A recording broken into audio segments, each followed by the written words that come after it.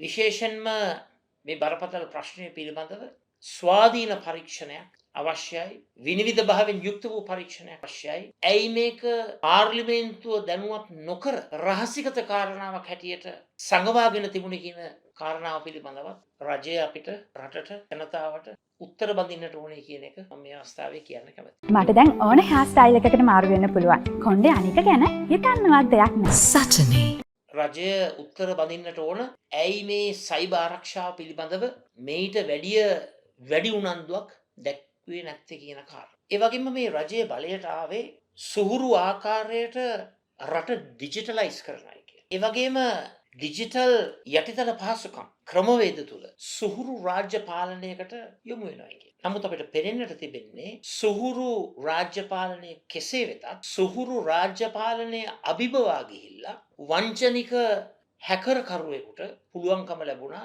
අපේ මාතෘ භූමියේ ඩොලර් ලක්ෂ 25ක අරමුදල් වලට පික් පොකට් ගන්න. ඔබ රටට පෙන්වුවේ ඔබ තරම් රාජ්‍ය පාලනය පිළිබඳව හැකියාවක් තිබෙන කණ්ඩායම ලොවෙත් නැති ආකාරය. මේ පත් වෙන්නේ ඇවිදින පුස්තකාල කියලා එදා කිව්වා. ඒ වගේම විශේෂයෙන්ම රාජ්‍ය දේපල රාජ්‍ය සම්පත් මුදල් අමාත්‍යාංශය සාංගික හැටියට සලකලා ආරක්ෂා කරනවා කිව්වා රැක ගන්නවා. මෙහෙම කියපු ඇවිදින පුස්තකාලවලට බැරි වුණා අපේ රටේ මූල්‍ය සුරක්ෂිත භාවය තහවුරු කරන්න. ඒ නිසා ඉතාමත්ම පැහැදිලි අද මේ රට පාලනය කරන්නේ වැඩ බැරි ආණ්ඩුව. දැන් මේ අහිමි වුණු වාරිකයට වන්දි ගෙවන්න සිද්ධ වෙන්නේ රටේ ජනතාවගේ බදු මුදලින්. වහාම මේ ප්‍රශ්නවලට උත්තර බඳින්න විනිවිද භාවයෙන් යුක්ත වූ පරීක්ෂණයක් පවත්වන්න.